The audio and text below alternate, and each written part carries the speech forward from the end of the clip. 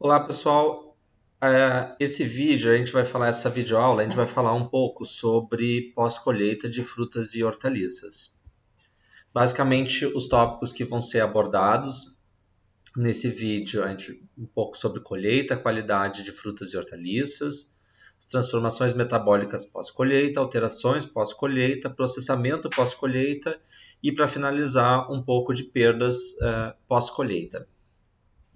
Em relação à colheita, qual o principal objetivo? É retirar os produtos do campo em níveis adequados de maturidade, com o mínimo de dano ou perda, maior rapidez possível e custo mínimo.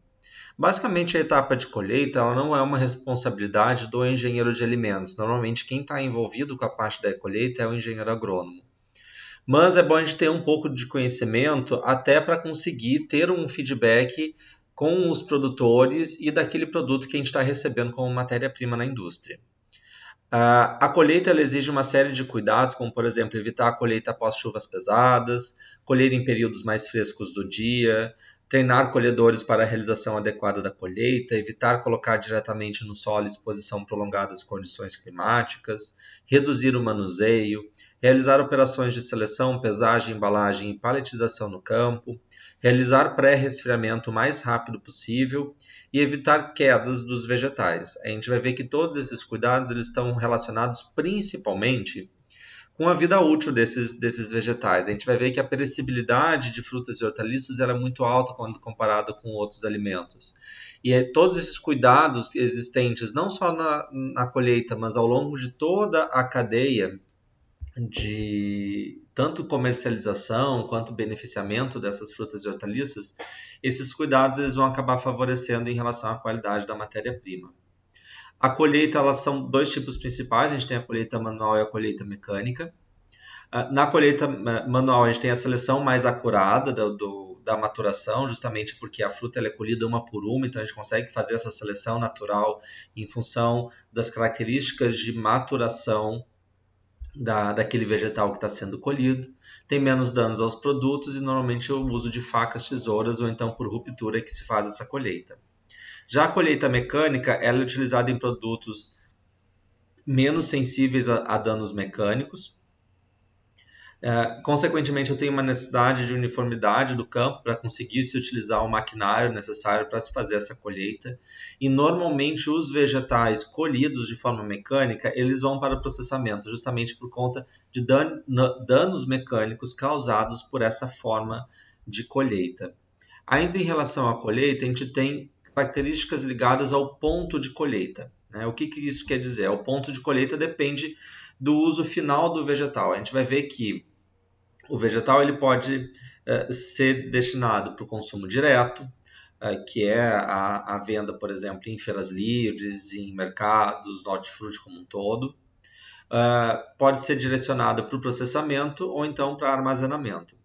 E essa maturidade, a gente tem dois pontos principais de maturidade, aquilo que é conhecido como maturidade comercial e a maturidade fisiológica.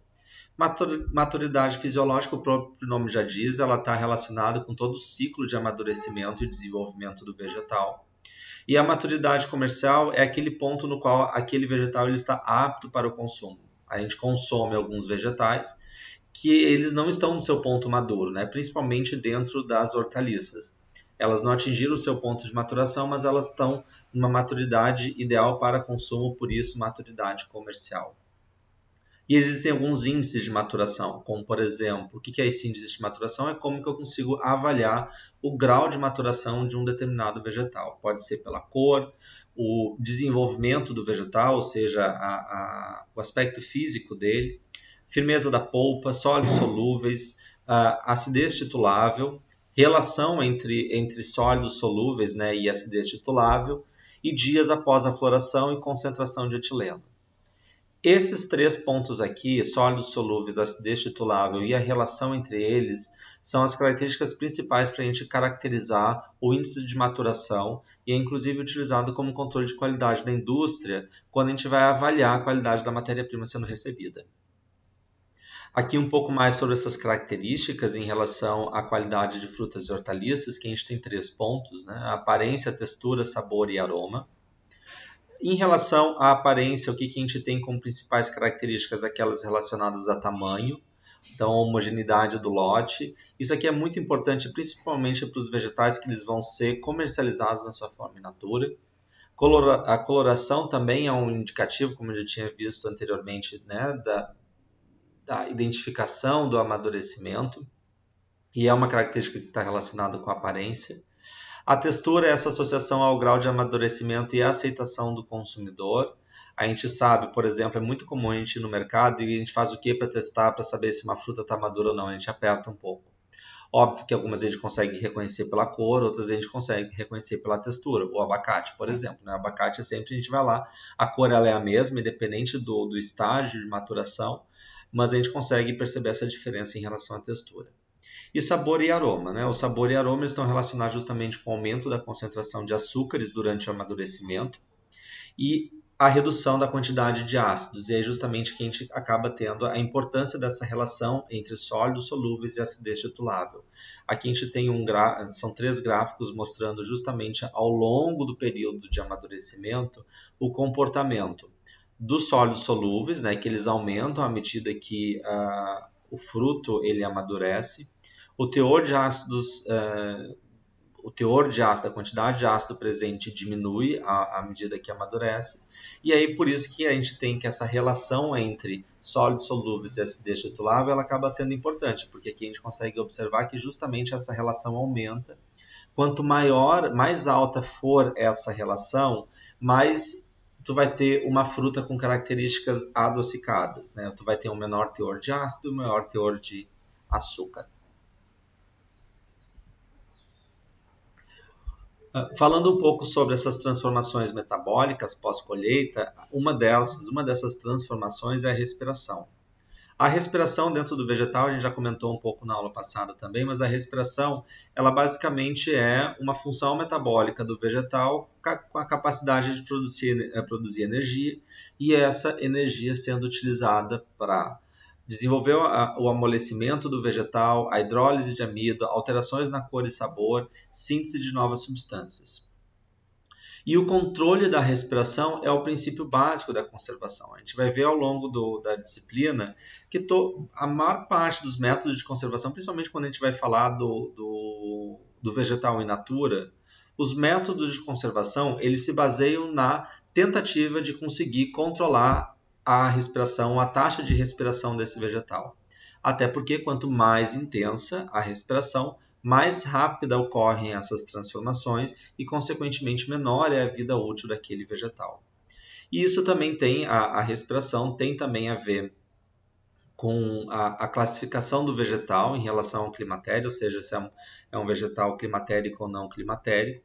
Isso porque essa classificação tem essa relação direta com a produção de etileno, que é um hormônio vegetal, é o hormônio de crescimento dos vegetais. Esses gráficos aqui a gente já viu na aula passada. Então, em relação ao etileno, como eu tinha comentado, né, que é o hormônio de crescimento e envelhecimento vegetal, isso tem essa relação principalmente com frutas climatéricas, que a gente tem esse pico de produção de etileno. Isso acaba tendo a necessidade de cuidados quando a gente for armazenar, por exemplo, numa câmara de armazenamento, diferentes vegetais, a gente tem que ter esse conhecimento prévio das características em relação à produção de etileno. Um exemplo muito significativo que a gente tem é a banana, né? Esse amadurecimento que acontece com a banana e a forma dela que ela fica amarela, isso é graças ao etileno. Ela é uma fruta que produz uma quantidade significativa, então às vezes quando armazenada com outros vegetais, ela pode acelerar o amadurecimento desses outros vegetais também, ou interferir nas características de amadurecimento, por isso que a gente tem que ter esses cuidados. Controle da atividade respiratória, né? Como eu tinha comentado, basicamente os métodos de conservação eles estão focados justamente em conseguir agir sobre a taxa de respiração. E a gente tem temperatura, composição atmosférica e produção de etileno como os principais fatores que interferem na taxa de respiração. A temperatura. Quanto maior a temperatura, maior é a taxa de respiração, maior essa produção de compostos metabólicos. A gente tem uma relação aproximada que a cada 10 graus Celsius a gente consegue aumentar em 2 a 3 vezes a atividade respiratória e, consequentemente, a gente reduz significativamente o tempo de vida útil daquele vegetal. Composição atmosférica, né? Baixos níveis de oxigênio e altos níveis de gás carbônico reduzem a taxa respiratória. Isso se a gente fizer aquela correlação, né? Se a gente for olhar na equação da respiração desses vegetais, a gente vai entender que, né, o oxigênio ele é um reagente, o gás carbônico ele é um produto, então, consequentemente, tu diminuir a quantidade de reagente ou tu aumentar a quantidade de produto, tu consegue deslocar o equilíbrio dessa reação e, consequentemente, atuar no controle da taxa respiratória. A gente tem concentrações indicadas, né? Cada vegetal vai ter a sua quantidade ideal de composição de gases quando a gente for utilizar uma atmosfera modificada, por exemplo, para conservar um determinado vegetal. Mas o recomendado é que a gente não tenha concentrações de oxigênio abaixo de 2% e nem concentrações de dióxido de carbono acima de 10%. Porque quando a gente está fora dessas faixas, isso acaba resultando numa respiração anaeróbica, ou seja, o desenvolvimento do processo fermentativo, o que não é desejado. E a produção de etileno, né? A gente tem ferramentas, possibilidades que a gente consegue controlar a concentração de etileno presente naquele ambiente e, consequentemente, ter esta relação com a taxa de respiração e a velocidade de amadurecimento. A transpiração é um outro tipo de transformação metabólica também, que acontece com os vegetais após a colheita. Basicamente, a transpiração ela acaba resultando na perda de água e, consequentemente, também na perda de peso. Isso resulta em aceleração da maturação e senescência. Né? Senescência, como a gente já tinha visto, está basicamente ligado com o processo de apodrecimento do vegetal.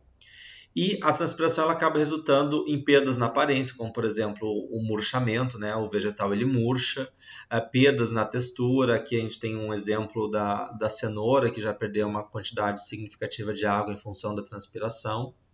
E tem uma série de fatores que afetam a transpiração. Né? A primeira delas é a propriedade do produto.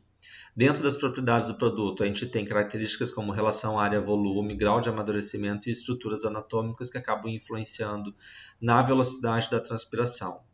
Fazer um parênteses aqui para a relação área-volume, se a gente for pegar, por exemplo, folhosos, que a gente tem uma relação área-volume muito alta, eles têm uma tendência maior de perder água, tanto é que, rapidamente, se a gente for deixar um pé de alface em cima da mesa ou em cima da pia, sem uma fonte de água, rapidamente ele murcha justamente por conta do processo de transpiração.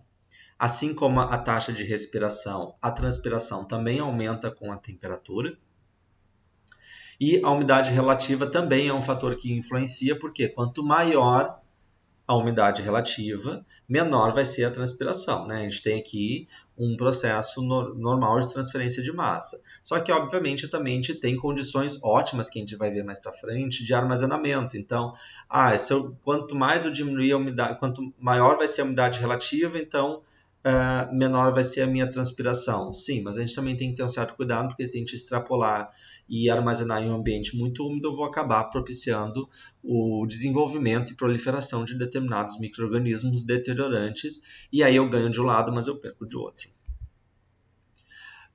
Algumas das alterações na composição pós-colheita, a gente tem 3 tipos de alterações. A primeira delas, alterações físicas. As alterações físicas, o principal exemplo são os danos mecânicos. Alterações causadas pelo ar, luz, temperatura também são exemplos de alterações físicas. Só que essas alterações físicas, no final das contas, elas acabam sendo os principais precursores de alterações biológicas e químicas. Alterações biológicas, aquelas que a gente tem a ação de organismos vivos, então, por exemplo, bactérias entram também como alterações biológicas. Essas alterações aqui, esses danos mecânicos, eles acabam sendo porta de entrada para esses organismos vivos e, consequentemente, a aceleração dessas alterações biológicas. E dentre as alterações químicas, as principais são aquelas causadas por enzimas. Em vegetais, é muito comum a gente ter o escurecimento enzimático.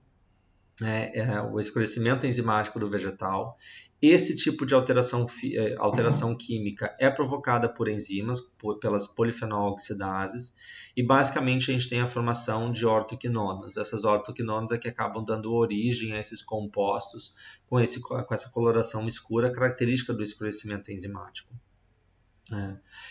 A maçã, por exemplo, pera, pêssego, banana, esse escurecimento que a gente observa nessas frutas depois de descascadas é justamente decorrente do escurecimento enzimático e ação das polifenol oxidases.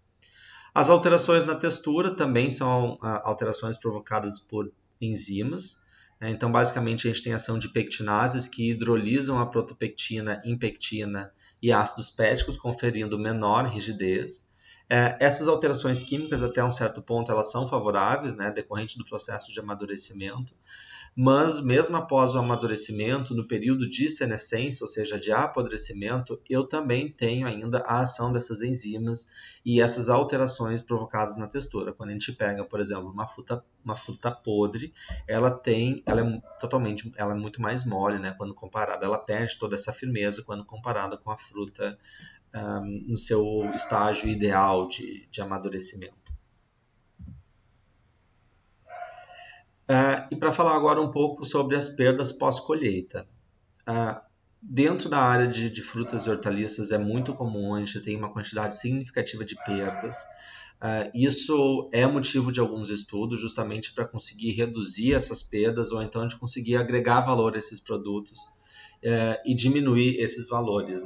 Então, a gente tem essa rápida deterioração de frutas e hortaliças. Isto é um fator que favorece essas perdas pós-colheita, não só essas características de deterioração, mas também a rápida senescência a sensibilidade desses frutos. A gente tem alguns que são mais resistentes a determinados danos mecânicos, mas outros não. Então, aqui só como exemplo, 35% da produção de hortaliças vão para o lixo e em torno de 30% das frutas colhidas também acabam não sendo consumidas. Isso dados de 2018. Óbvio que tem alguns vegetais que têm perdas acima desses valores, Isso depende muito da cadeia de comercialização e o tipo de vegetal, mas a gente tem alguns que pode chegar até 70% de perdas, dependendo da forma da colheita, a forma de distribuição e a forma de comercialização e armazenamento. As principais causas relacionadas às perdas pós-colheitas são a falta de conhecimento técnico, uso de máquinas inadequadas, escassez de pessoal treinado, técnicas de produção, manuseio e tratamento fitossanitário, embalagens e transporte inadequados, falta de uso da cadeia do frio, falta de desenvolvimento logístico, falta de marketing e carência de pesquisas na área. A parte logística é uma das principais responsáveis pela perda. E aí, quando a gente fala também em essa cadeia logística, a gente também está falando em cadeia do frio. A gente já viu que a temperatura tem essa relação muito próxima com taxa de respiração e ela acaba sendo realmente uma das melhores formas de conservação desses vegetais no seu formato, na sua forma in natura. Então, o respeito à cadeia do frio e toda a cadeia logística são os principais pontos onde precisam ser atacados para a gente conseguir reduzir essas perdas. No caso de frutas e hortaliças, a gente tem perdas causadas basicamente por esmagamento, apodrecimento e senescência. E existem algumas formas de conseguir prevenir um pouco essas perdas. Então, por exemplo, em relação ao esmagamento, a colheita e manuseio cuidadosos, embalagens protetoras. No caso do apodrecimento, manter a casca intacta, sanitização, armazenamento a frio, uso de fungicidas. Senescência, novamente, o armazenamento a frio, comercialização imediata. Óbvio que é difícil a gente conseguir criar um mundo ideal de comercialização, de colheita e de processamento de cada uma dessas frutas e hortaliças, mas a gente tem uma série de ferramentas que a gente pode utilizar para conseguir reduzir todas essas perdas. E aí tem os pontos de avaliação das perdas, isso acaba sendo interessante justamente para conseguir se fazer um mapeamento de onde está acontecendo as perdas e de como identificar os principais pontos de perdas e o que pode ser feito, quais ações corretivas que podem ser feitas para se reduzir essas perdas. Então, esses pontos de avaliação normalmente acontecem durante a colheita, a central de embalagem, transporte, armazenamento e comercialização.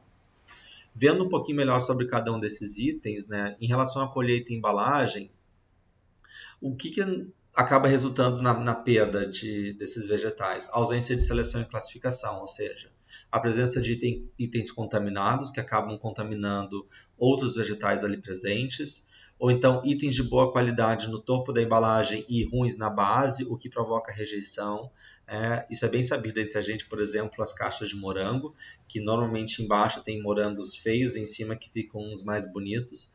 O consumidor ele começa a ter noção disso, então isso acaba virando motivo de rejeição, porque a primeira coisa que ele faz, ele olha embaixo, vê que não está bacana, e ele acaba não comprando aquilo ali, e no final das contas aquele produto acaba não sendo vendido e acaba apodrecendo, né? E acaba sendo perdido. Embalagens cheias acima da capacidade por conta do tipo de cobrança do transporte também é uma forma. Ou seja, características inadequadas de transporte, né? Eu colocar sobrepeso muito grande, isso acaba acarretando danos mecânicos que consequentemente provocam aí outros tipos de alterações e consequentemente a perda dos vegetais. Perdas em mercados locais devido a más práticas de manipulação. Isso não só a manipulação dentro do mercado do estabelecimento em si, né, do ponto comercial, mas também dos próprios consumidores.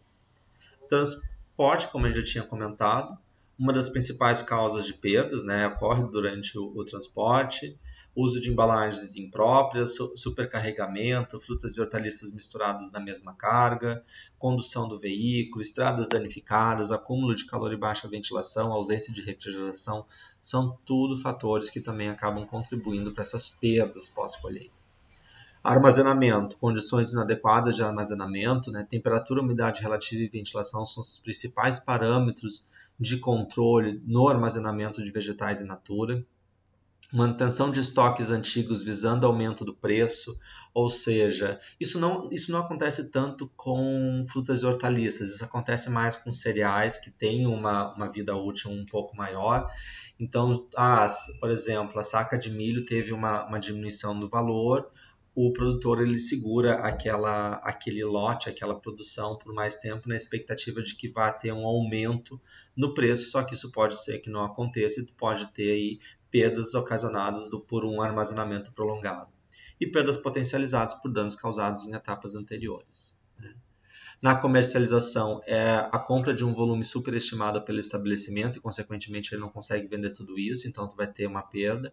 E manipulação indevida na comercialização a granel, isso tanto por parte do consumidor, do estabelecimento, como eu tinha comentado anteriormente, quanto do consumidor, ou seja, aquele hábito que a gente tem de pegar e apertar uma fruta para ver se ela está madura, de enfiar a unha para ver se ela está num ponto de amadurecimento adequado, isso são tudo características envolvidas com a comercialização que acabam resultando também em uma perda maior.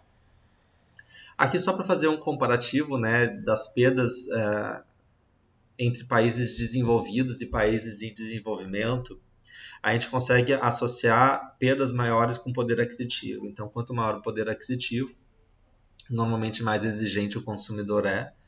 E aí por isso que a gente tem em países, em regiões desenvolvidas com maior poder aquisitivo, uma representação maior da perda causada pelo consumidor em si, né? Ou seja, a perda causada na casa do consumidor. Ao passo que a gente observa que em regiões mais pobres ou com menor poder aquisitivo, regiões em desenvolvimento, a gente tem uma relação muito maior no sentido de as perdas provocadas majoritariamente pela cadeia de comercialização e não necessariamente pelo produtor, pelo consumidor, né? E aqui para finalizar, então só um parênteses, né, em relação ao quanto que as perdas elas acabam sendo representando dentro do preço total, né? Se a gente for ver aqui basicamente o custo envolvido tanto com a parte de produção, transporte, beneficiamento, embalagem, perdas, comissões, transporte. E a gente observa que, por exemplo, maçã a gente tem um valor significativo no final das contas do produto final, é decorrente das perdas, né? O mesmo acontece com a manga. banana. Mamão não é o principal custo decorrente das perdas, mas ele apresenta também um valor significativo.